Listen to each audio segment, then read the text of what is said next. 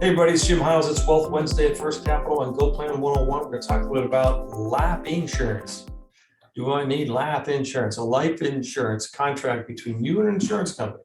You pay the premiums. If you die in the meantime, you'll get a death benefit. Always love that term. You got to die to get it. But that's what it's designed to do. It's a risk management tool, provides capital for all kinds of things. The number one reason would be to replace the income loss from someone who's generating income or provide capital to fund a goal that you've set out that you didn't quite get to. Obviously, you see a lot of this to cover all kinds of things, financial needs, paying off the mortgage, the debt. If someone does pass away, can provide capital to do things like buy-sell agreements. They can do things like provide money to pay estate taxes or even income taxes at death, which they do exist, and it would be a good reason to have insurance for.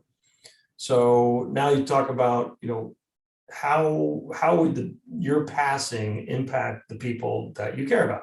That's really what life insurance is all about. And then you quantify that in terms of doing a projection on what that means financially. Usually you have two life insurance types of policies out there. One's term insurance, one's permanent insurance. Cash value is another way of saying permanent insurance. Term insurance is exactly that. It's perfect for setting up for funding education, getting to retirement, having enough money, taking care of a debt that has a finite and limited number of years. And then permanent insurance is generally for the permanent life cycle of an individual. This is the type of insurance you want to have after age 75. And it tends to be that term insurance goes away before 75, certainly 80 years of age.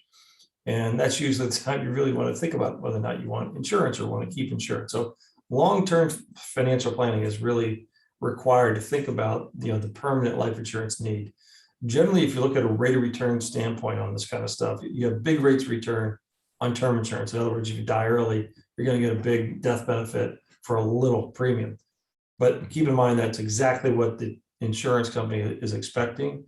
It's a low risk to them. And so when they cover these little premiums, cover these big amounts, it means that you're probably likely to follow those numbers in terms of risk, meaning very few people are actually going to die during those earlier years.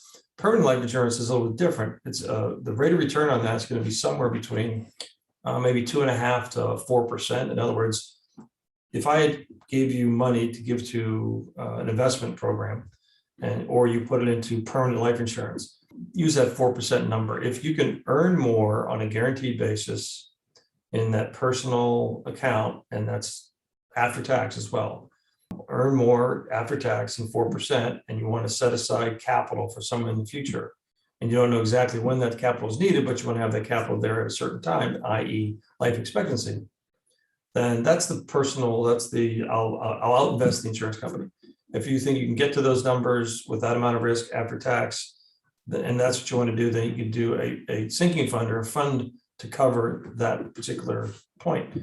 Life insurance is the other side of that, is you pay that money to the insurance company, they're going to get you that 4% and a higher rate of return should you die prematurely. So that's kind of the trade-off. The insurance company has the advantage here because they work with something called the law of large numbers.